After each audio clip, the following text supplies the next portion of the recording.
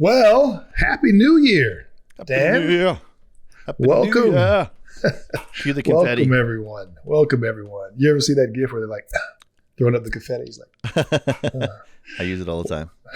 Happy New Year, everyone. Welcome to the 10th edition of The Next Is Now, a future farming podcast. I'm your host, Brunson with GFL Ag, and my co-host, Dan Aberhart from Aberhart Ag Solutions.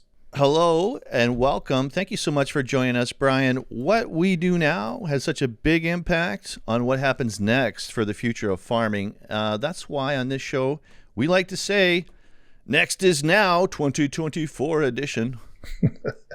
That's right, Dan. We'll continue to discuss and debate topics that make a difference to farmers' operations now. As usual, I'll be asking a ton of questions, just trying to get a little bit more info on the nuts and bolts of farming. It's my job at GFL Ag to try to understand that stuff, translate it back to corporate, and make sure we're all on the same page and hopefully help you guys produce better using our solutions. Well, hey, we all know the fun part of this show is kibitzing with a non-farming individual from planet Earth that knows a lot, but I guess in the context of farming, knows a little bit littler than some others out there, if that's a word. Probably not proper grammar, but hey, it's early in 2024. So exactly. But no, it's really fun, the dynamic here on the show, and we'll be covering some really cool things in the agricultural community. And today, Dan and I are curious about the topic of New Year's resolutions. Sometimes that's a great word. Sometimes it's like a dagger hanging over your head. What's going to be on the show today, Dan? Yeah, that's an interesting perspective. I think it's like the holidays too, like we talked about last episode. I mean, it's always a little bit of a mixed bag, but I got some really good stuff today I'm excited to share with you and with our dear listener. I talked to my little brother, who's probably the foremost expert on goal setting and success that I know. Drives me crazy, but I've got goal envy, man. I've got goal envy. I'm going to lay it out there on the internet right now. I've got goal envy of my little brother, but God bless him, I'm a big man for accepting how successful he is. But anyways, he's got some great advice. Listen, before you even get going, I'm a father of 3 young men. Right. And just so you understand, the baby 9 times out of 10 always comes out on top because of the older brothers. He's following your lead. He's learning from your mistakes way quicker than you did. You guys had to take all the lumps. He sat back and watched and said, okay, I won't do that. I won't do that. I'll do that. So you guys really are the reason for his success. You got to think about that. That is so true. He was the bologna in the sandwich of me and my sister. He's the middle one, and he seemed to skate through without, a lot of friction. So I was the tip of the spear. I carved the way. I showed him how to stay out of trouble because I created all the trouble. So he just, run and duck for cover kind of thing. Yeah. But hopefully we can adjust the pie chart for the non-farming siblings then based on what you're saying here. Yeah, it might be more dynamic to it than that, but that's just my experience.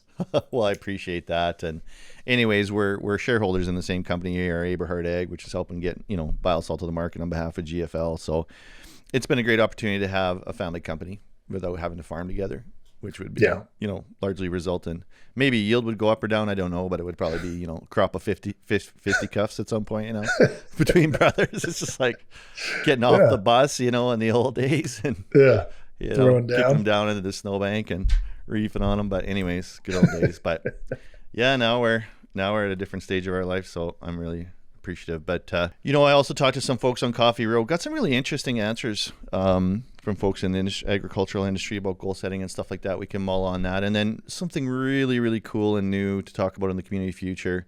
There's a new conference that we are putting on, and we're going to have some interesting things for all kinds of people at the Convergence Conference. I really want to share more about that. Well, Dan, sounds like a packed show. So if you're passionate about agriculture and want to stay ahead of the curve, then tune in to Nexus Now and get ready for some thought-provoking discussion, unbiased opinions, and a deep dive into the future of farming.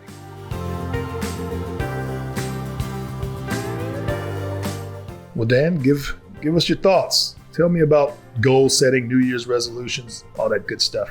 Yeah, I have a couple thoughts on this, Brian. I do want to hear about you as well. I want to hear if you've got any New Year's resolutions. But for me, I guess the first main theme for 2024 was overcoming fear. So until 2000, as a salesperson, I couldn't make a call when I first started. So I really had to have that self-chat, like either we're going to do this or we're going to resign. And, obviously I overcame that because I'm probably the top salesperson on, for long ways.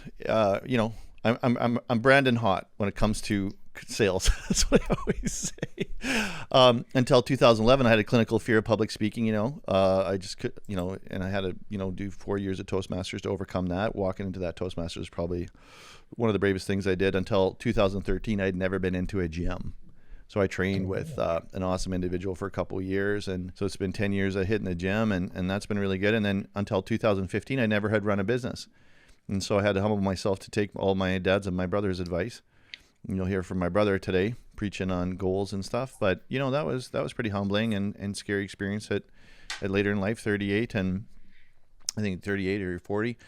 And then I did something over the holidays that I've never done before. And I truly believe that every man should be capable of great violence, but control that violence. Like if you've got to defend yourself, it can come to that.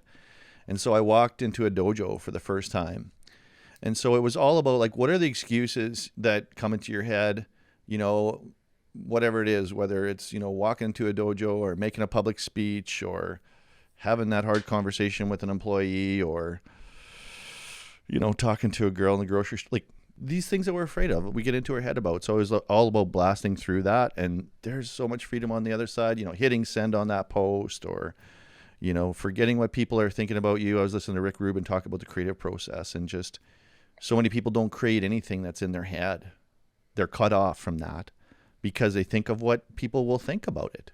And so he says, just create, just put it out there. So I don't know. Does that resonate for you? Is that, can you think I'm on the right track here?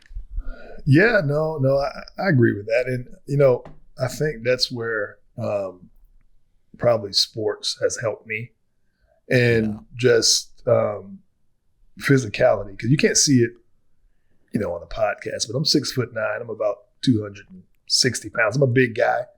And I didn't have a growth spurt. I was always the bigger kid all the way through. So anytime something happened and people were around, the first person they looked at was always me. So you're in the public eye a little bit. So I think that kind of helped me. I was never shy to speak to people, talk to people, make friends. I'm an only child, so I had to figure out quickly how to make friends. My dad was Army, and so we moved every 3 years. So I think that I had a lot of things in my life that kind of made me kind of go outside the box a little bit of the norm. So, it's, reading or listening to some of your, your New Year's resolutions, like, the cold call. As soon as I stopped playing sports professionally, first thing a lot of athletes do, believe it or not, is get into sales, because usually you got that competitive spirit and people want guys that are competitive. So, still, but just like you, I'm like, man, cold calling.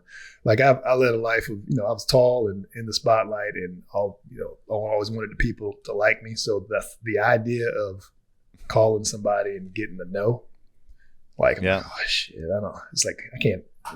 Nobody should be able to say no to me, but if they do, I don't know how to.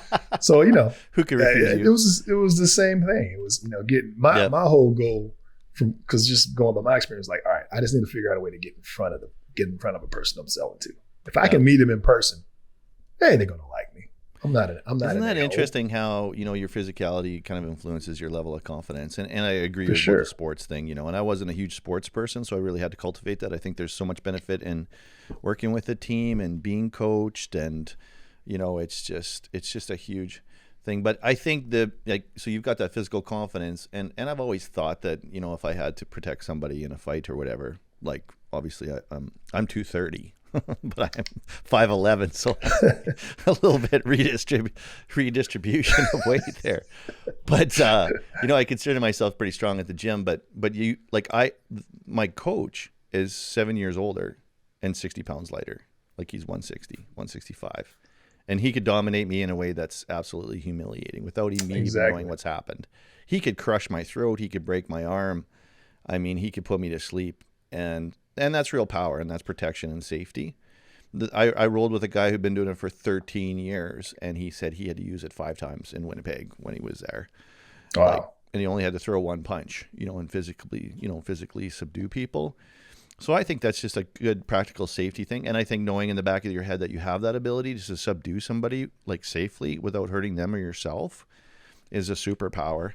Just like being able to make a speech is, just like being able to get up in the morning and going to the gym is, just like, you know, making a cold call is, just like starting a business is, but those are all choices.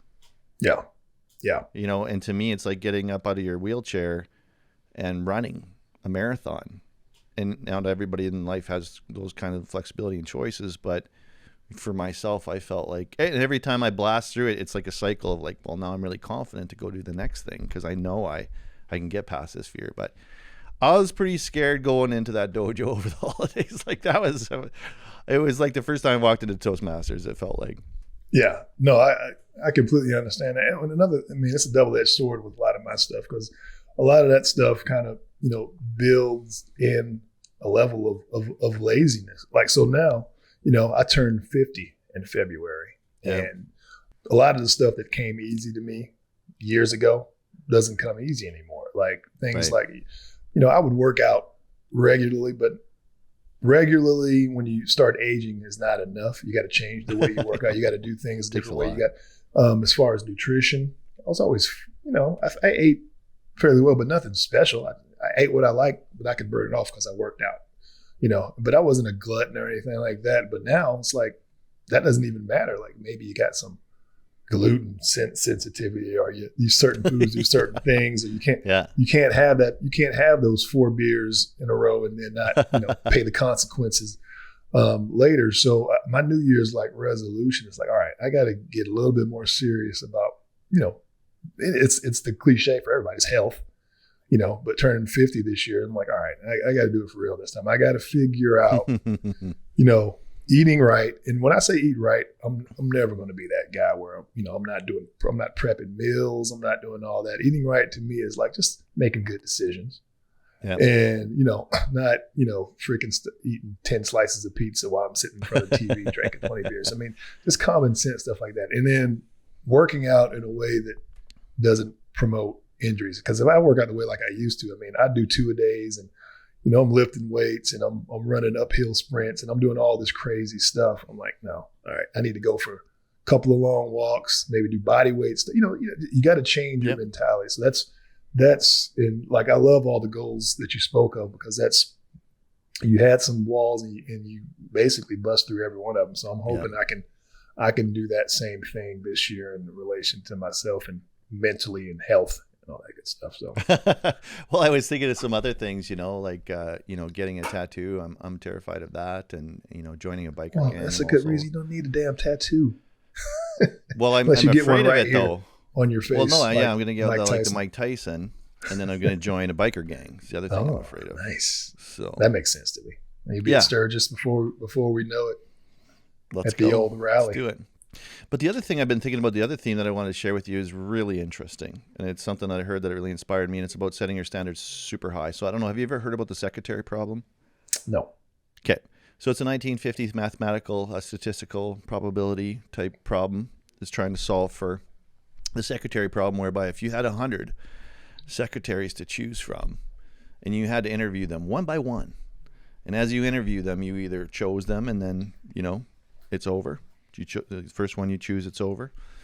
Or you could, of course, reject the applicants. But once you did, you couldn't go back. So the question is, Brian, how many secretaries would you need to interview in order to feel comfortable that you are making a good decision? That is a good question. There's an actual number here. I'm not fooling around. This is okay. Real. There's math here.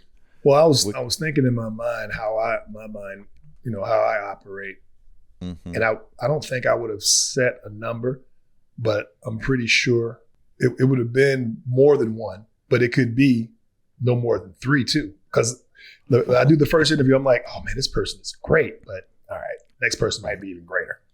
Yeah. So I have to do that next person, and then if what that next person is pretty good, I'm like, okay. All right, now I got to do my due diligence, and I'm going to do at least 3 just to make sure, even though I really like that first person. So, you know, I'd say 3, but I think in my mind, I go with my gut. Like in my mind the whole time, I'm like, all right, that first person's fine. I don't need to do 10, 20 people. I think probably 3 if I find that first person. But as soon as if I do 10 and that 10th person, I'm like, oh, that's it. Done. I'm done. You know what I'm saying? That, like, I need a wrong buzzer. I need a wrong buzzer. I'm a gut. Wrong. I'm a gut feeling guy. So I got to do all. You know what the number is?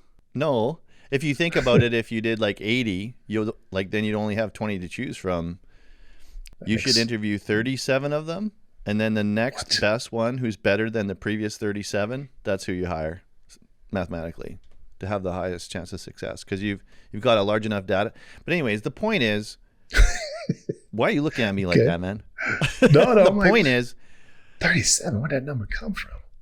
Okay, go ahead. It comes from math. It's like pi, like. Ask me what my best subject in school was. Wasn't math. Basketball and video games. Top 2.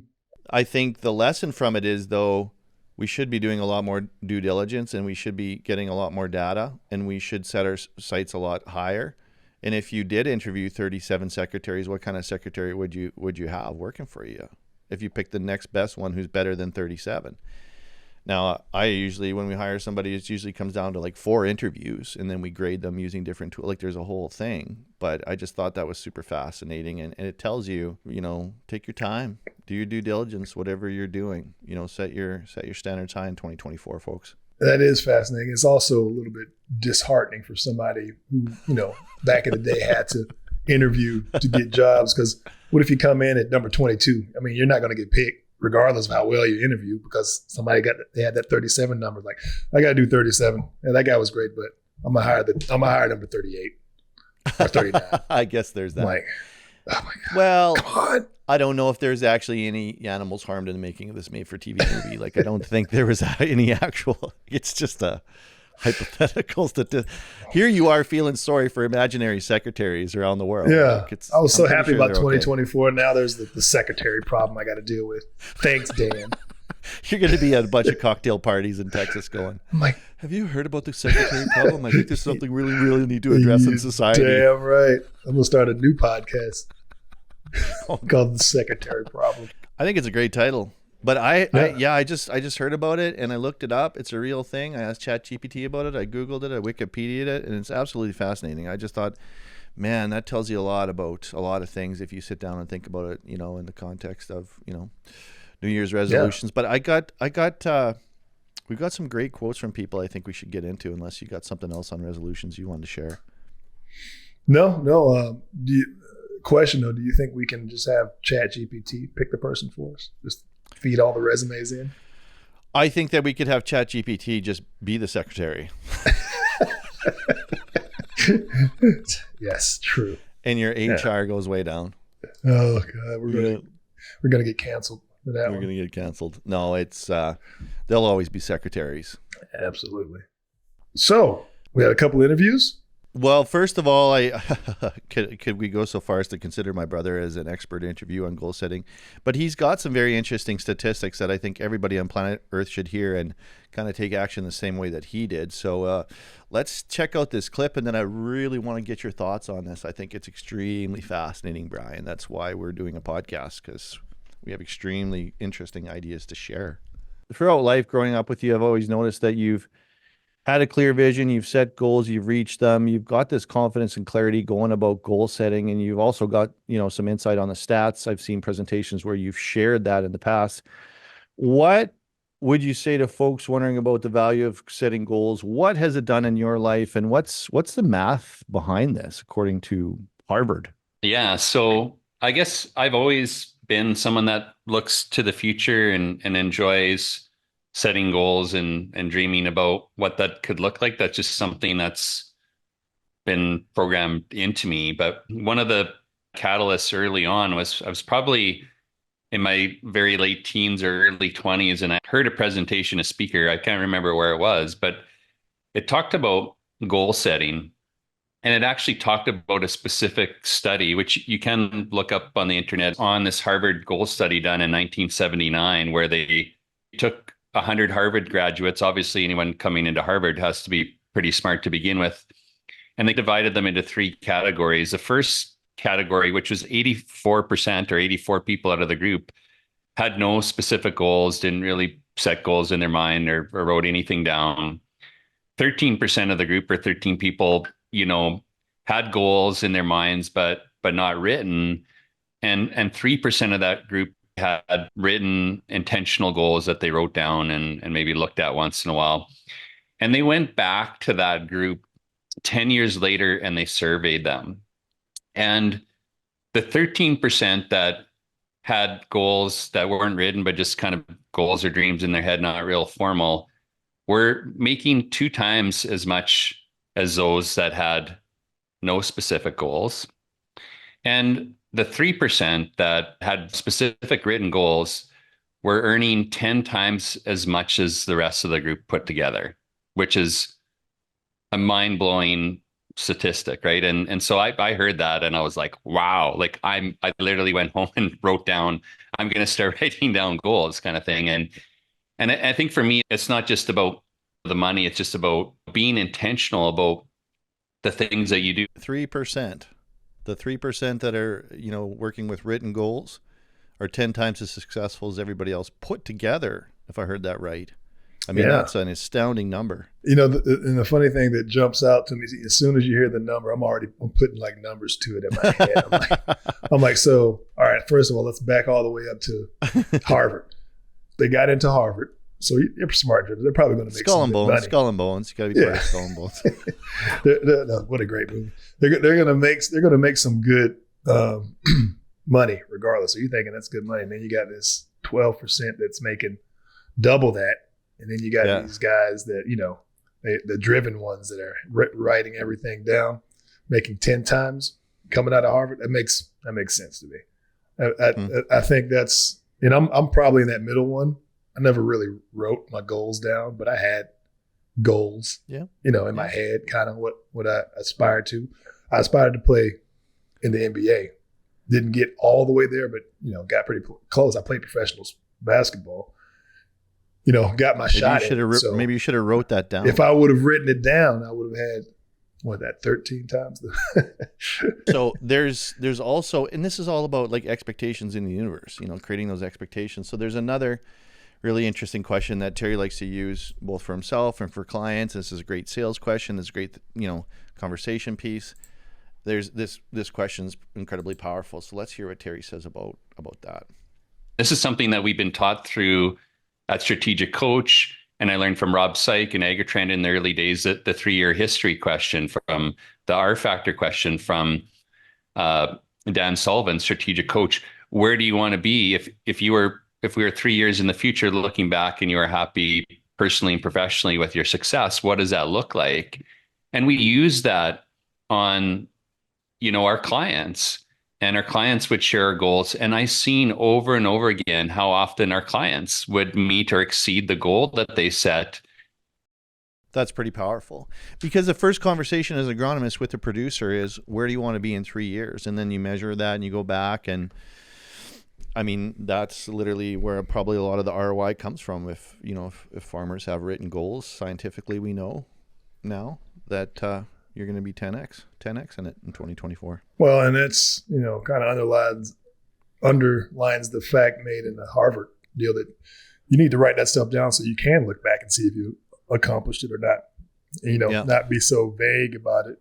You can say, like, mine is like, I wanted to play NBA, but if I would have wrote it down, I wanted to play professional sports. I wanted to make it to, either go to training camp and get on a team or get drafted. If I would have put specific goals, I could have hit some of those and look back, I hit three out of the 4 or whatever. So I think that underlines that. That makes a lot of sense. Well, you should spend more time like shoulda, coulda, woulda in 2024. Definitely. What you want to be full of shame because you shoulda, coulda, woulda. Just kidding.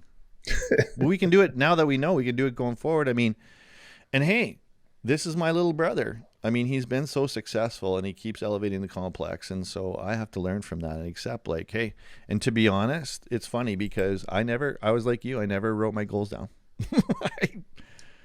But I've been, you cultivate that and you learn that and you blow through these barriers and you're like, yeah, I want some of that later in life, Yeah. Because Terry's a farmer, is kind of at that point where he's got a lot of freedom of time and money and purpose. They might run out of money and have a, decent looking auction sale like Dad always talked about, but at least they're making a nice auction sale. That sounds just like a farmer. Oh man. The opposite. Oh man. Like, Aren't things going great? No. Yeah. Yeah. We were selling everything like 2 to 3 times a quarter. Oh yeah. Yeah. Yeah. No, it's done. We're done. That's it. Everything's over. We'll just sell everything then. It's just like, call Ritchie Brothers. I didn't even know about Ritchie Brothers until I got into this business. I'm like, who are the Ritchie Brothers? Is that it's like a wild. TV show or something? Yeah. But then I'm like, holy, they make a career out of they blew up the auction sale world. Yeah. Oh yeah. But a lot of what Terry talks about too, and I really believe too, is expectations, and that's where I really love setting intentions, like having an intention for the new year. Like you're not going to make any excuses between the things that you want to do. You know, talk to that stranger. You know, start a podcast, post on the internet. You know, whatever it is. Obviously, farmers have different goals, but your expectations will dictate what you see in the universe. So let's talk about the red car. There's another really cool concept around this that I just came up recently that's related to it, and it's called the red car theory. And it's really about, I mean, you know, how many red cars did you see on your way to work today? You know, I don't know, maybe a few, maybe some. But if you were looking for red cars, you would see a whole bunch of red cars on your way to work, and you would notice that, right? And so when you set a goal and you write it down, there's something that happens in your brain subconsciously that you are now looking for those opportunities that pass by you every day and every moment that will help get you to that goal. And if you don't have a goal, you don't have a North Star, you don't have something to achieve, you won't see these amazing opportunities that are right in front of you because you're not looking for the red car. Look for the red car, folks.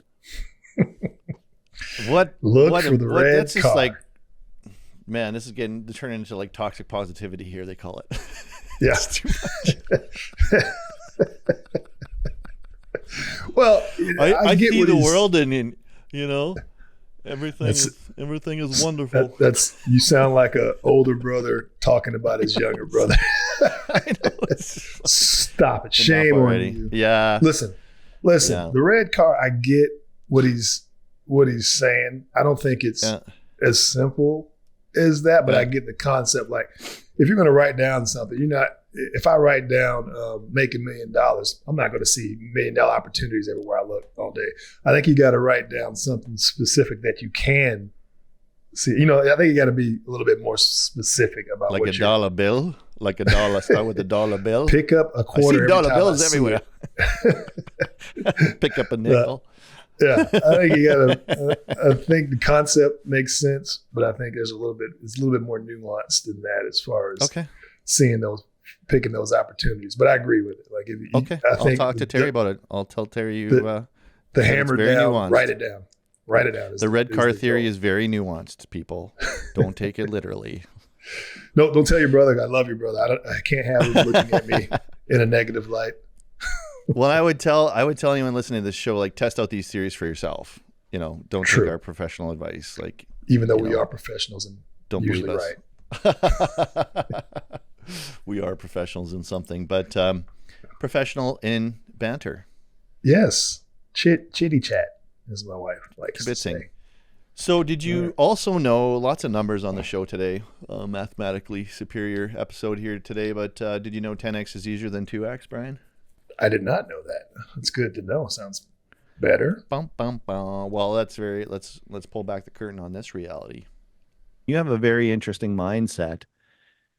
If you were talking to a producer about setting goals for 2024, why would you describe to them that it's easier to 10x than it is to 2x? Yeah, that's another really great kind of concept, that 10x is easier than 2x. So sometimes setting a much bigger goal is actually easier because you have to change something dramatically that you're doing in order to reach that goal. So if we were to say to somebody, or you were to set a goal, I want to make twice as much money, just as an example. Well, your first thought would be that you're going to have to work twice as hard, right? Put in twice as much time, twice as much effort. That's hard. That's really, really hard to do. Versus 10x, well, you have to change things dramatically to get there. It's also sometimes having a bigger goal is more motivating. So what are you thinking? Talk to me. Bigger goal produces more motivation to actually do it. Is what I heard. I think that's part of it, but I think, his argument is, a lot of folks think, a lot of sentiments, especially, when we were growing up, it was just the metric was how long could you, how much physical labor, how long could you work, how much could you physically work was the metric, And now I think it's a lot more about business and mindset. And so if you wanted to double the farm, the feeling would be the first thing you got to do is just like do more of what you're already doing to make it 2 times what it is now. But if you make a goal that, no, I'm not going to 2x a farm, I'm going to 10x a farm, it's like I have to have a totally different set of thoughts and approach and systems. And to be fair, I can give you the perfect example of reality. This is a reality for the business. When I was growing up, the farm was about, 1,500, 1,700 acres. Now it's 19,000. Could we farm that 1,500 acres like we did? With Dad, we're still working at the mine and having a dairy and every animal under the sun and, whatever. Spraying the field in front of the house before going to work at the mine? No. No. But can you have a team of people that are, really good at what they do to cover off the areas that you're not, that are love what they do and build a great team culture and expand it and, buy the right equipment and have the right team and have the right business systems and CFOs and everything else, advisory board. He's physically done that. It's the same with Aberhart Ag. Started 8 years ago. In our first year, we sold 1x of what we sold 10 times as much, last year, the year before, as we did the first year. So we've 10x'd Aberhart Ag. Now, if I want to 10x it again, well, we really need to expand it. It's going to take a totally different kind of thinking, a totally different kind of company, a totally different kind of approach. But that would be really exciting to go, Aberhart Ag International. Headquarters, Dallas, Texas. I'll I'm ping ready, you man. when I'm over Texas with my private jet. But no, it's nobody wants to work harder. Like, and a big part of it actually was pulling back and saying, as entrepreneurs, we want to take some time off in a meaningful way to be fresh. So we did have that discussion a few podcasts ago, actually. Taking time off. So no, I that makes sense. Good. I'm glad I won you over because it felt for a minute there like I lost you. And I want you to have 10x, not 2x. Right. No, I get it. You got to change your mindset. You can work twice as hard, basically having the same outcome. You might make, 1 time, 2 times more. But then if you sit back and it's like, all right, I'm still going to work that hard, but let's do it this way. That makes sense. Can you work twice as hard to get twice the results, or can you shift your thinking and 10x it over time? And yeah. Well, it was really interesting. I got some really cool coffee rows. It was really cool. So the first is from Dieter Schwarz. He's a manufacturer's rep from Precision Planting. Maybe without showing my age, I'm old enough to remember Freedom 55 being a thing. And that kind of, that guy jogging on the beach and the freedom that he now has to live his life. And, that kind of resonated with me. And when I think of this year, I think of, and freedom has many connotations nowadays based on the last 3 years. And I'm not wanting to go down that road. But freedom from old notions is kind of what I'm thinking, right? The notion that something holds you back, that you can't move forward because, I mentioned a boat anchor around my neck before. You can still raise the anchor, put it in the locker and move on. The anchor's still there, right? Every boat has an anchor. It's just you don't necessarily need to drag it in the dirt. Cast some of those chains aside and be free from the things that hold you back. Like I said, you don't need to throw them overboard and get rid of them. You're going to want your anchor someday when you want to anchor, but right now you can just pick it up, and so you can tell that I'm a sailor maybe. Right now you can pick it up, stow it in the locker, it's still there, but it doesn't have to drag you back. So that's kind of freedom. Let's embrace new going forward. Free yourself from the past. Yeah, I really like Freedom that. 55. I don't know Freedom, I know, right? I don't know if I'd ever heard of that before. Well, and it's ridiculous because, ultimately I see a lot of producers working, another 30 years beyond that. So I'm saying, so farming. that Freedom 55 is basically saying to be retired by 55. Is that what the basis of that whole thing was? I think it was, yeah. And it was, but it was more, I think, a financial planner's marketing thing to get folks to invest, like Freedom 55 with whatever company. Yeah. No, I like what he was saying. I mean, it's one of those things. I mean, you hear therapists say, it's like, you can't bury, let your feelings out. You got to express it all, and don't let it fester. But I think there's a way. It's not burying it. It's just not letting it bury you type situation. You can, it's there. You can accept that it's there, but then you got to try to look for all the positive stuff too, I think. I'll count down from 5 and then not think about that thing again. Just change my thoughts. Nice. Yeah. I got to work on that. Pretty big deal.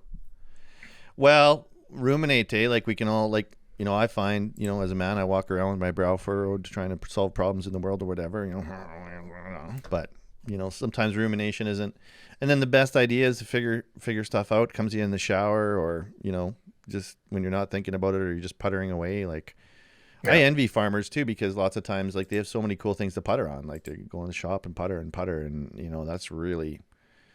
I had a guy on the podcast here not too long ago that considered physical work on the farm to be a spiritual practice.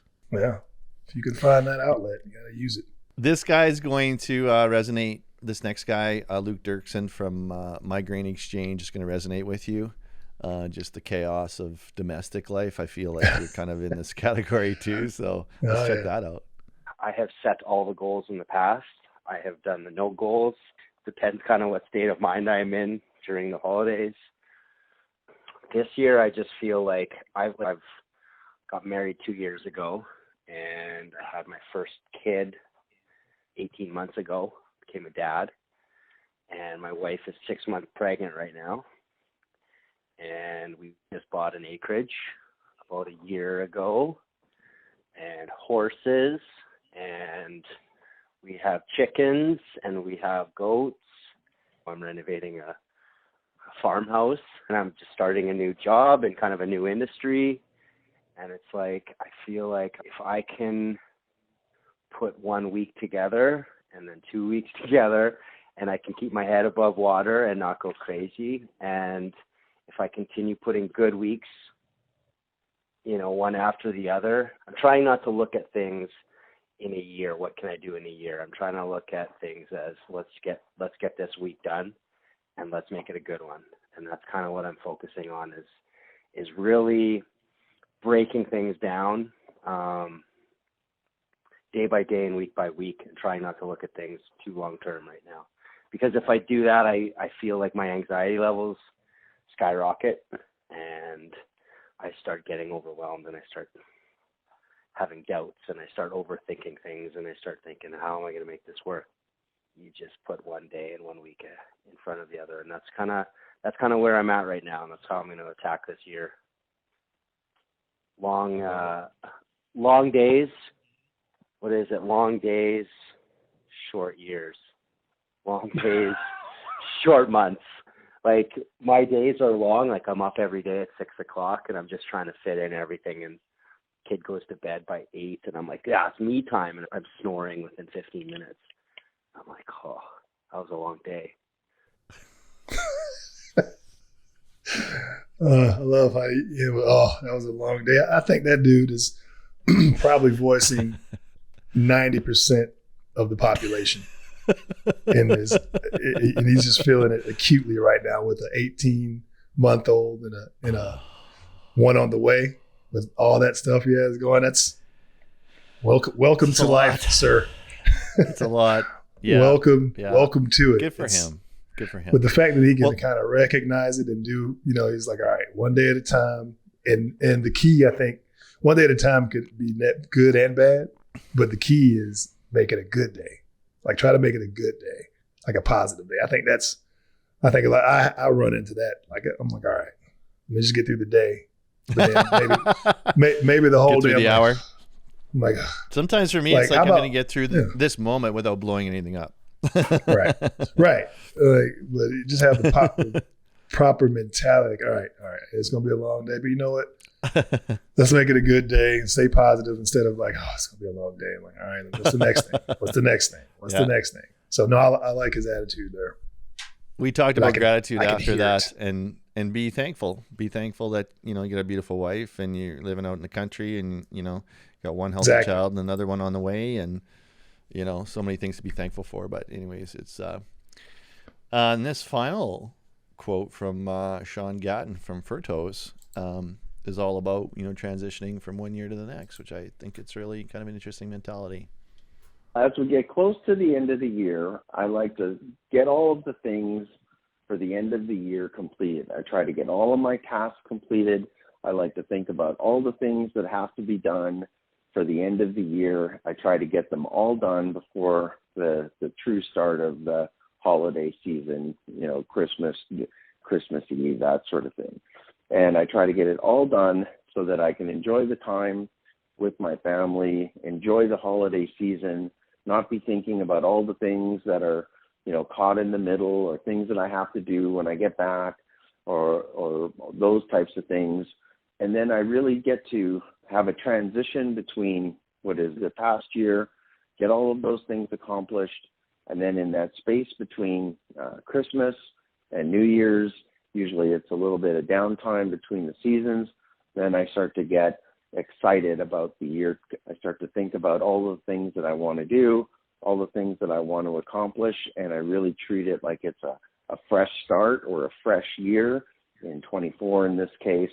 And then I start to think about it, start to think about putting all my ideas together, the things I want to accomplish, and then I really like to go into the new year with a fresh start and optimistic and feeling good about the things that hopefully are going to happen in the year to come as a fresh start. Yeah, no, I think that's admirable. I think you got to work to have that mindset, especially during that time of year. I know it's a tough time of the year to not be thinking about, all right, I got to get through this because I know I got this hanging over my head, or I got to do that, or, you know, I got to go see this person. So if you can cultivate that mindset, that's powerful. That's something I definitely need to work on. Isn't it funny, though, as human beings, we make up all these days, and of course, you know, there's Christmas. So, I mean, that's a whole different subject or whatever. But, you know, essentially we have these arbitrary, like, Happy New Year, you know, it's kind of made up, you know. Of course, 365 days are found in nature and this and that, but it's an arbitrary thing that we all agree upon, and essentially, but it resets our minds. It resets our hearts. It resets our intentions. And it's pretty functional. To me, it's like the seasons. I don't know if you ever heard, like, folks, especially I think if you're from a place like Saskatchewan that has 4 really powerful seasons, it's significant. Whereas in Hawaii, you know, I know my sister lived in Hawaii, and for like a Saskatchewan gopher kind of person, you know, you get island fever because every day is the same. So at least we have this changing of the seasons. You have this transition, out with the old, in with the new, write down your goals, 10x easier than 2x, you know, you're driving a red car, everything's new. You know what? I agree with that, but I don't think I would ever get an island fever. I would think I would just sit on the beach for the next 40 years.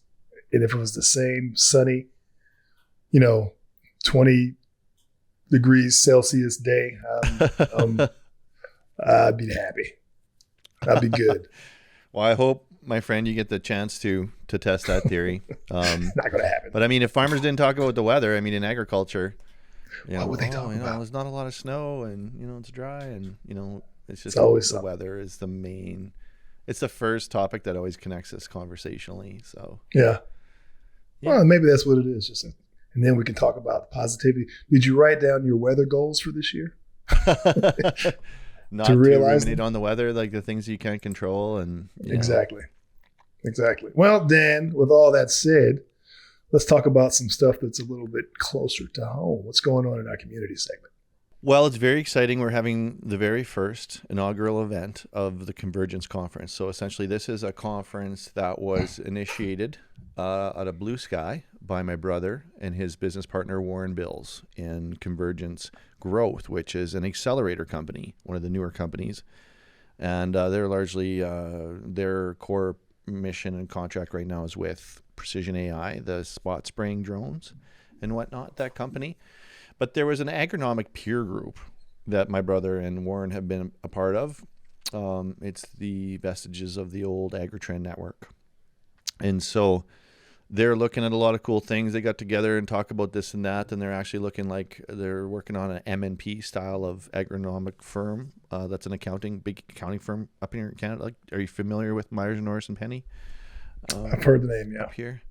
Yeah, so it's like a law firm or an accounting firm where partners can come and go. They're working on that for agronomy, for agronomists. So that's really cool. But out of that, then they thought, well, we need a bit of a platform, and we've got such a great network. And so they initiated this new event. It's going to be February 6th, 7th, and 8th, Tuesday night in February in Regina at the DoubleTree. And you fly in and you have this liquid mixer on Tuesday night. Wednesday's a full day of interactions and speeches and different workshops and breakout rooms and stuff. And then Thursday it goes till 2, and we've got an incredible lineup of speakers. Aberhart Ag is a media sponsor. We've been doing a lot of promoting of it. I'm also hosting it. And also we're having an Ask the Check Writer session. I think this is a big theme. We want to keep asking our customers and dealers, what works for you? What are you interested in? We're actually going to be talking about some new products and practices. And a lot of them will enhance biosol, I think, by mixing other things with biosol and working with some different companies. So that's really exciting. It's going to be super cool. We're basically sold out for all intents and purposes. That's awesome. I think if we set it for 150 and sold out before the new year, and there's still some room and stuff like that, and maybe they'll take it to 200. But I do think, I don't know if you've ever heard of Dunbar's number, but essentially the psychologist figured out that 150 is sort of the max stable relationships that you can maintain. Yeah. So I think part of the idea is, yeah, it's very cool. So I think part of the idea is you come to this conference, and by the end, hopefully you've networked in such a way that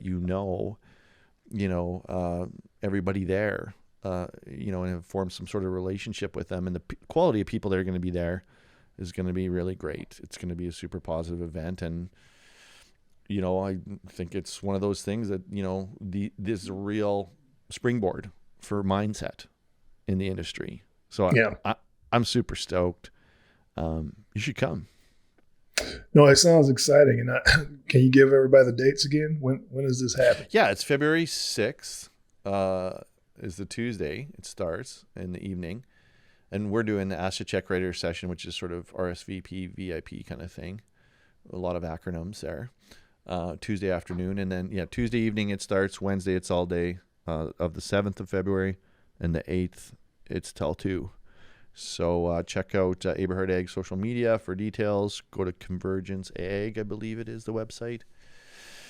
Yeah, it's going to be great, man. I think it's really going to be cool over the years. Something special. Yeah. Oh, well, first of all, I'm glad you didn't schedule it during the Super Bowl. So you got it. Okay, yeah, we were. Our lives you got close. Okay. You got close. Nip and tuck there. Well. I think we're definitely going to talk more about this. That sounds really exciting, and I'm excited for you guys. It sounds like the start of something really cool. I appreciate that. It is amazing. Yeah. We're very blessed. It's going to be. I'm really stoked, man. I'm going to bring the thunder, man. I'm going to blow it up. You always do, man. I have no doubt about that. Well, ending on that positive note, let's wrap this up with some key takeaways from what we heard today. Well, for me, I know that setting the proper intentions has got incredible results. Moving past my fear. Taking your time, setting your standards high, writing down your goals. Out with the old, in with the new. Sometimes too, when you're too overwhelmed, it's best not to set any expectations, especially if you know you're going to fail. Sometimes you just got to keep your head above water. But I was really actually uplifted because I was in a very angry, upset mood here before we started. Now I feel wonderful. So thank you for this talk therapy. Well, good. I'm happy.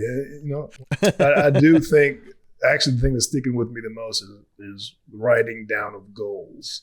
Yeah, I think it's a small thing, but it's a big thing at the same time. So that was my biggest key takeaway today. I think I'm going to especially start the new year. Everybody does their New Year resolutions, and sometimes they set themselves up for failure.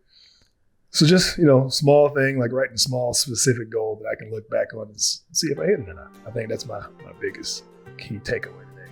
So thank you for that, Dan. Well, we got to jump here. Yeah. Thanks, everybody, for listening. Hope you've enjoyed Nexus Now. I sure did. Get an exciting start to the new year. I'm Brian Brunson. This is Dan Aberhart. Join us next time for a discussion on farming. Thanks, everyone.